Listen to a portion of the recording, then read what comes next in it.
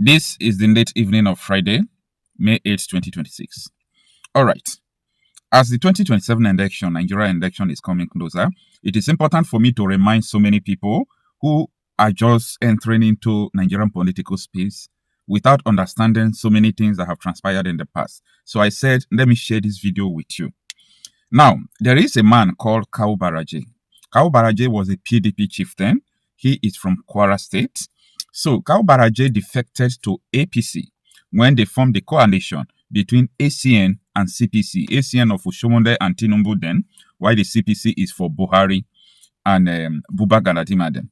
Now, later, Bukola Sariki, Kao Baraj, Dino Mendaye, Atiku Abubakar. So these people from PDP now dump PDP.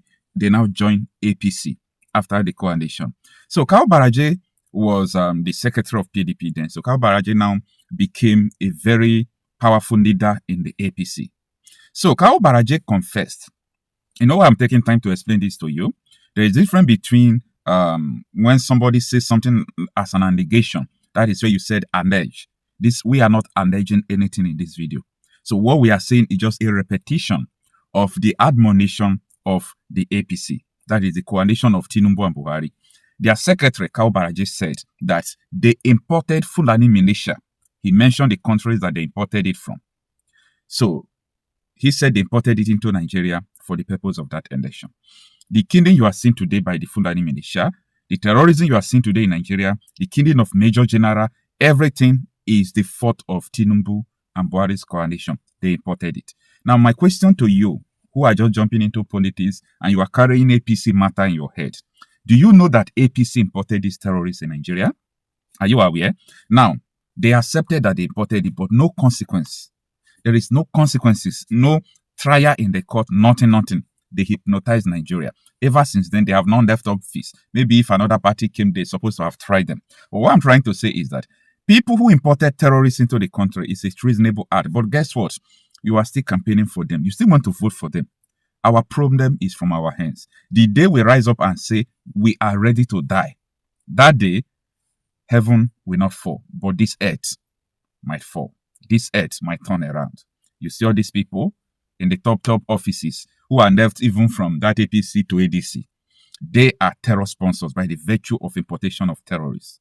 So I want you to ask yourself, are you supporting the people who imported the people that are killing you? If you feel that what you are doing is good, no problem. I clap for you. Meaning, you people have not started dying.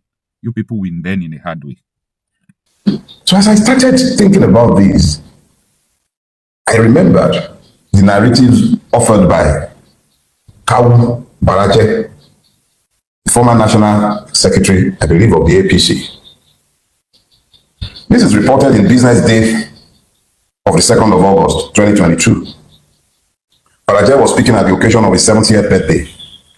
And he said, on record, that in the lead up to the 2015 election, they, as the APC, imported Fulanis from Sierra Leone, from Mali, from Senegal, from Niger, and from Chad.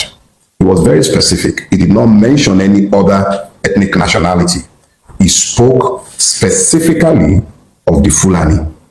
He said they imported Fulanis from Sierra Leone, Mali, Senegal, Niger, and Chad.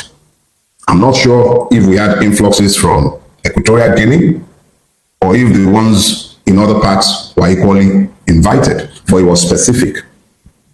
And in 2015, a rabid Fulani redentist and a Muslim fanatic was elected president of Nigeria. Baraj was very, very clear in also saying that the people they invited, they also harmed. Let me repeat myself. Go to the Business Day newspaper of August 2, 2022. I am quoting Kao Baraj. He was part of the foundation of the APC. He was the fractional chairman of the breakaway PDP that was part of the foundation of the APC. There are recorded confessions on TikTok, on YouTube, almost every social media platform. You'll find Fulani people telling you. There's one particular one I watched myself where the guy was like, look, AK-47, that they don't use it to shepherd their cows, that these were given to them. He was specific in saying that. He's on record. A friend shared a story with me, and I think he also posted these on social media. Is she rather, a farmer. And she recounted how she was farming somewhere in Oyo State, somewhere around Afijio. I went to school in Fiditi, which incidentally is my mother's village, for those idiots who are saying my mother is Igbo or this. Anyways, in Afijio, if you know Fiditi and his axis, you know that that is on the road to Oyo after it's between Oyo and Ibadan. So that's deep in the heartlands of Yoruba land. And this woman says that immediately after the harvest season, the Fulanis would come. These are Fulanis who have lived in the community for decades. They will come, graze their cattle. In grazing their cattle, the droppings from the cattle would help to fertilize the field, the hooves will break the soil, and it was a mutually beneficial relationship. And these Fulanis would help, and they would give them fura and wara, and people had a mutually beneficial relationship. And when the cows grazed on people's farm, there was also a key, easy way of fixing the problems. They would pay reparations. They had peaceful coexistence. And then this woman told me that after a point, the Fulani, the leader of the local Fulani who would graze on our fields, came to her to say, look, I'm leaving. There are some new Fulanis in the environment. I cannot coexist with them. And the man left with his family, somebody who had lived in the neighborhood well in excess of 20, 30 years. He left with his family. And not long after, there was this new influx of Fulani people who wouldn't even hear any language and were never ready to discuss peace. Every little infraction turned into fights, and these ones were acting more like conquerors than neighbors. She abandoned her farm. This story is over 10 years old. I used to farm, and I had farms in Ijebubo. For those of you who are familiar with Ijebubo, I had farms in Telubomi and Abude, just behind Akote Farm Settlement. I had cocoa farms running into tens of acres. I was forced to abandon my farm over 10 years ago because of Fulani activities in the neighborhood. Over 10 years ago. The fact is that this has been an insidious conquest. It has happened with the complicity of the state. And because of the complicity of the state, a lot of us have been slow to admit to the fact that Nigeria is in the grip of an insurgency, ably supported by our government and the rulers of Nigeria. General Olawumi was on national TV, on channels, and he said on the record that since 2016, a list of sponsors of terrorism in Nigeria had been given to Buhari as the president. He said in that interview that the sponsors of terrorism included governors, persons in the cabinet of the president. Nothing ever happens to them. The UAE caught sponsors, financiers of terrorism in Nigeria, and they sent them to prison in the UAE. And then they sent a corresponding list of sponsors who are in Nigeria to the Nigerian government, over 300. Nothing ever happened to them. But the same government is always quick to jail 17-year-olds on trumped-up charges. The same government, the same system is always available to persecute those who might make the error of asking to be citizens. My friend, Dr. Calvin Stanley, told me that almost on a daily basis, somebody is killed on the plateau. That 164 settlements on the plateau have been taken as conquered territory, resettled by Fulani marauders after the indigenous people have been driven off the land. A person told me how she gave up a mining license, or at least her interest in the mining license, when she found out that for her to be able to work the concession she was given, she would have had to be in bed with terrorists who are usually employed in the mining industry to drive out the indigenous people from the land holding the resources. And we still begin to ask, where are the cows? Dr. Calvin told me that there is a base for Fulani terrorists in the tri-state area, Benue, I think this is between Benue, Nasarawa, and Plateau, somewhere around that place, that there is a base. And he said it on national TV as well, by the way, that this base is known to all of our security agencies that helicopters land there to drop off ammunition and material, that the security forces are aware and they've done nothing about it. He is on record. He is on record, on public record, and we are still asking, where are the cows?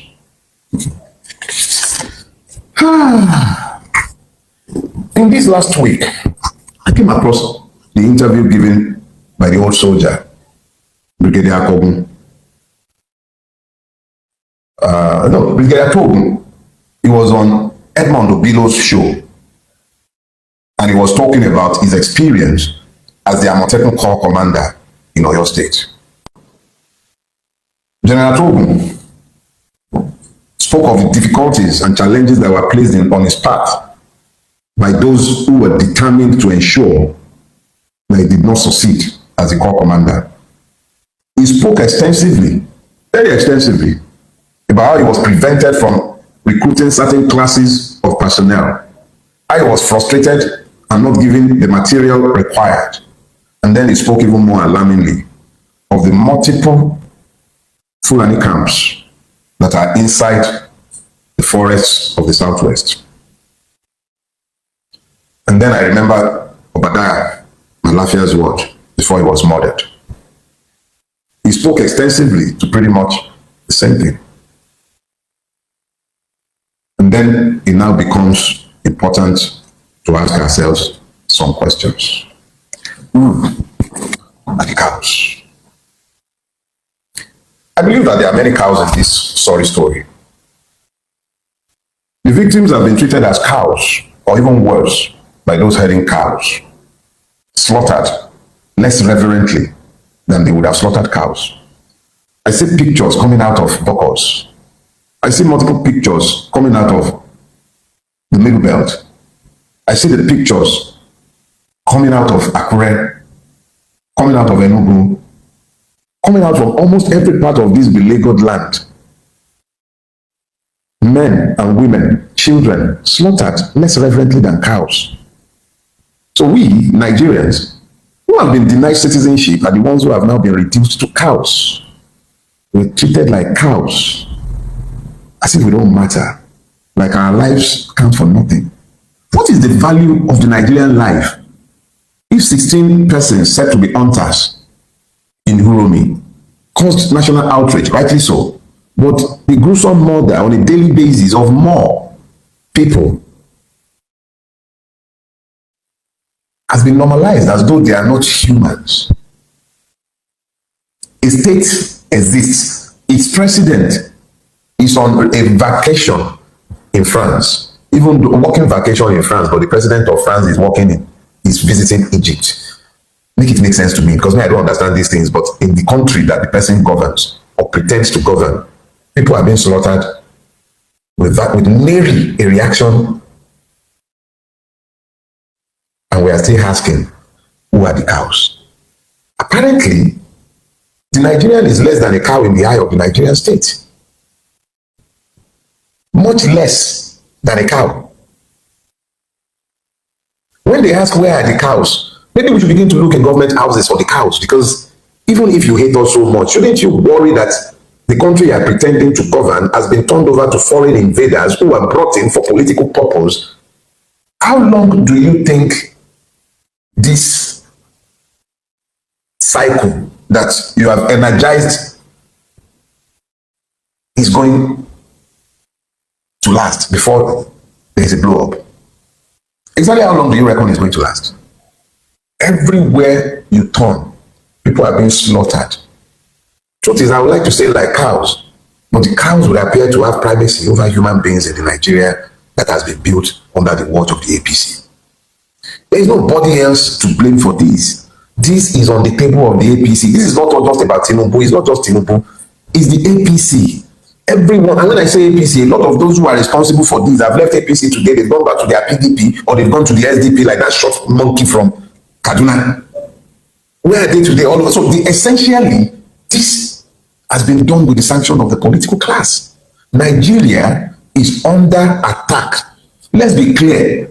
let us be clear, this is a state-sponsored war of conquest against the Nigerian people by foreign Fulanis brought into this country by the APC.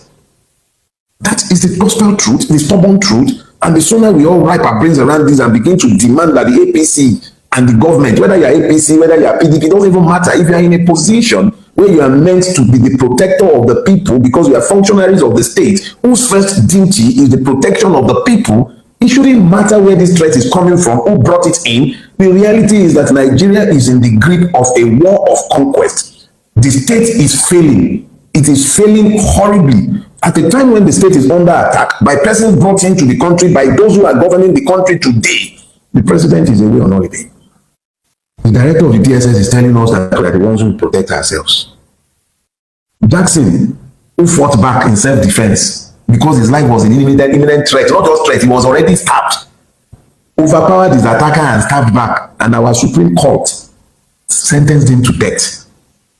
If that wasn't self-defense, what is?